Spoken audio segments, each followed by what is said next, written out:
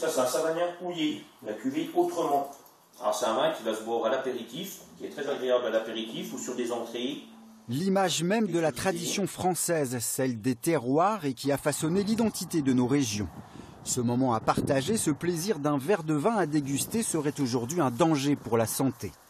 C'est en tout cas le résultat d'une enquête américaine publiée ces jours derniers qui démontre la nocivité de l'alcool, quel que soit le produit et la quantité consommée. C'est une très mauvaise nouvelle et puis comme je répète, avec modération, 3 verres de vin pour un homme, 2 verres de vin pour une femme. On a vu des études en France qui ont prouvé que c'était bon pour le cœur. Quelqu'un qui boit du vin en mangeant, je pense que c'est pas du tout nocif à la santé. Une opinion que partage toute la profession viticole de la région, évidemment, soutenue dans sa réflexion par des siècles de tradition et une expertise difficile à réfuter. La phrase de M. Louis Pasteur était « Le vin est la seule boisson hygiénique qui existe ». Donc de qualité, et on a ici dans le Jura certaines traditions anciennes. Par exemple le vin de paille qui était donné aux personnes âgées qui étaient un petit peu faibles, parce que c'était un vin qui apportait beaucoup de choses, de bonnes choses.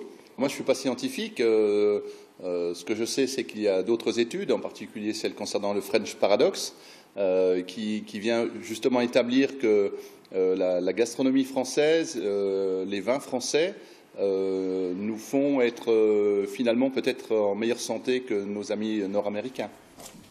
L'étude, d'une rigueur présentée comme sans précédent, explique pourtant qu'un seul verre de vin par jour causerait déjà bien des dégâts pour la santé. Vraiment, ça nous étonne cette étude-là. Un verre de vin par jour, ça paraît rien. Aujourd'hui, il y aurait des milliers de morts si c'était le cas, quoi. Voilà.